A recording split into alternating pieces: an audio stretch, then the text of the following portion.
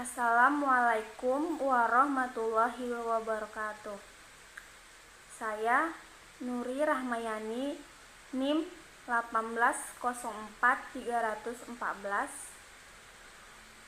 Di sini saya akan menjelaskan isi dari makalah saya yang berjudul Kebijakan Kelautan dan Perikanan berbasis ekonomi kerakyatan.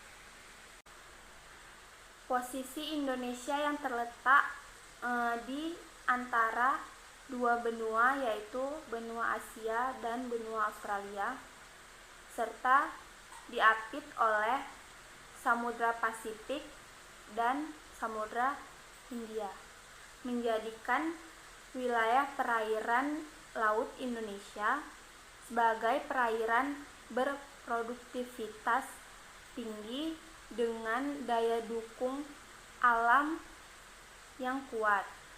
Selain itu, letak Indonesia di wilayah tropis dengan tingkat perubahan suhu lingkungan yang relatif tinggi, memungkinkan perkembangan hayati laut, sehingga Indonesia dipandang sebagai daerah mega biodiversity atau negara yang kaya dengan keanekaragaman hayati. Agar peran ekonomi kelautan dapat terus dikembangkan untuk meningkatkan kemakmuran bangsa, maka diperlukan sebuah pergerakan paradigma pembangunan yang lebih memahami jati diri bangsa Indonesia sebagai bangsa bahari dan negara yang memiliki kepulauan terbesar di dunia, serta memadukan kekuatan ekonomi berbasis ekonomi kerakyatan. Kebijakan Kelautan. Undang-Undang Dasar 1945 merupakan nilai dasar bangsa Indonesia dalam menjalankan kehidupan bermasyarakat, berbangsa, dan bernegara. Pasal 25 Undang-Undang Dasar 1945 melandasi pemikiran dalam pembangunan bidang kelautan, karena di sana dinyatakan secara eksplisit bahwa Indonesia sebagai negara kepulauan.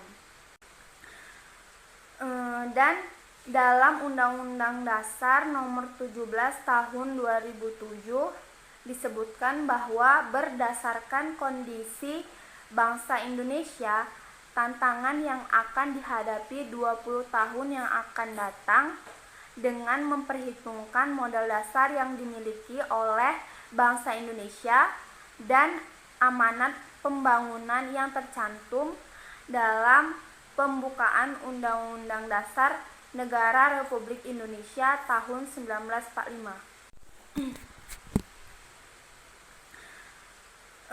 Dan dalam Undang-Undang Dasar Nomor 17 Tahun 2007 disebutkan bahwa berdasarkan kondisi bangsa Indonesia, tantangan yang akan dihadapi 20 tahun yang akan datang dengan memperhitungkan modal dasar yang dimiliki oleh bangsa Indonesia dan amanat pembangunan yang tercantum dalam pembukaan Undang-Undang Dasar Negara Republik Indonesia tahun 1945.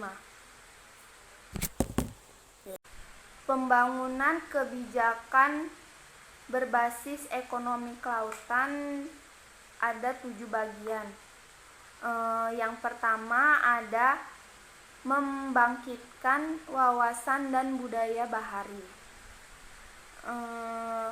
Di sini pendidikan dan penyadaran masyarakat tentang kelautan yang dapat diwujudkan melalui sebuah jalur, jenis, dan jenjang pendidikan, serta melestarikan nilai-nilai budaya dan wawasan bahari, serta merevitalisasikan hukum adat dan kearifan lokal di bidang kelautan. Yang kedua, ada meningkatkan dan menguatkan peranan sumber daya manusia di bidang kelautan.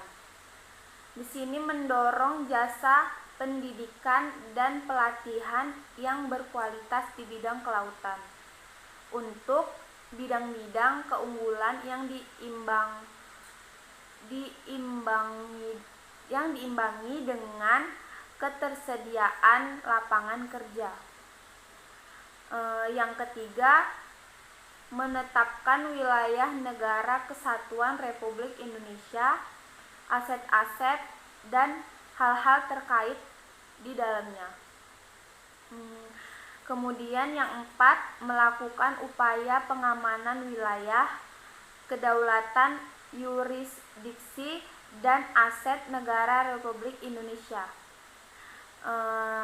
Meningkatkan kinerja pertahanan keamanan secara terpadu di wilayah perbatasan.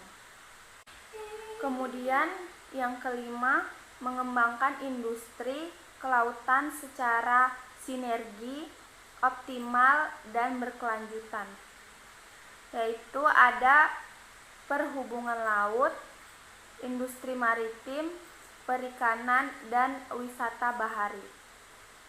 Keenam, mengurangi dampak bencana pesisir pencemaran laut, yaitu ada pengembangan sistem mitigasi bencana, pengembangan early warning system, dan pengembangan perencanaan nasional tanggap darurat tumpahan minyak di laut.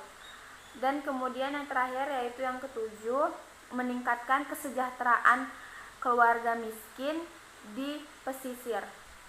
Dilakukan dengan mengembangkan kegiatan ekonomi produktif skala kecil yang mampu memberikan lapangan kerja lebih luas kepada keluarga miskin.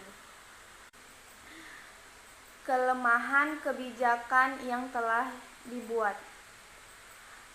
Walaupun Indonesia memiliki potensi kekayaan laut dan pesisir yang besar, namun sayangnya hingga saat ini belum menjadi basis ekonomi bagi pembangunan nasional.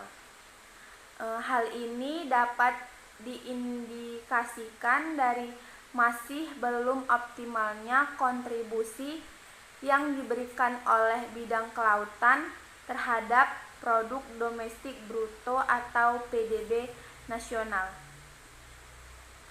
Hal ini juga disebabkan belum optimalnya kebijakan yang telah dibuat oleh pemerintah untuk mengembangkan potensi kelautan yang dimiliki Indonesia.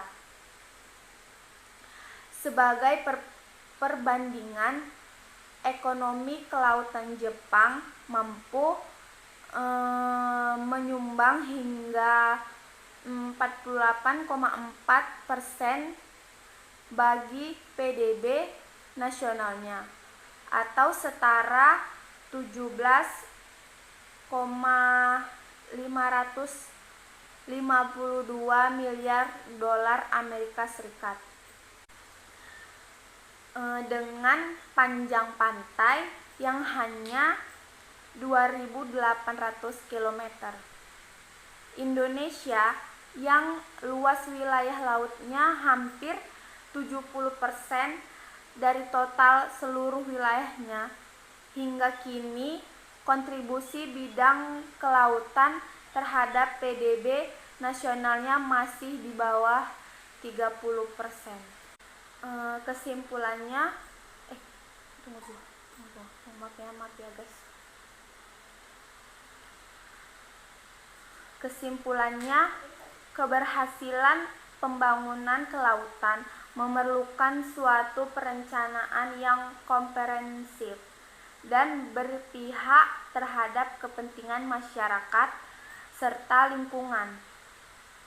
Pembangunan tersebut harus didasarkan pada keterpaduan geografis, keterpaduan ekologis, keterpaduan antar stakeholder, keterpaduan antar sektor, dan keterpaduan antar ilmu pengetahuan.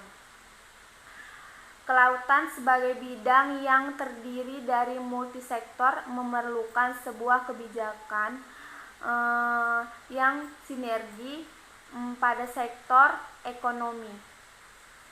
Kelautan meningkatkan keterkaitan yang erat antar aktivitas ekonomi, baik di dalam maupun di luar sektor, sangat berperan dalam keberhasilan pembangunan ekonomi kelautan.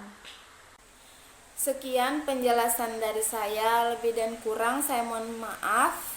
Wassalamualaikum warahmatullahi wabarakatuh.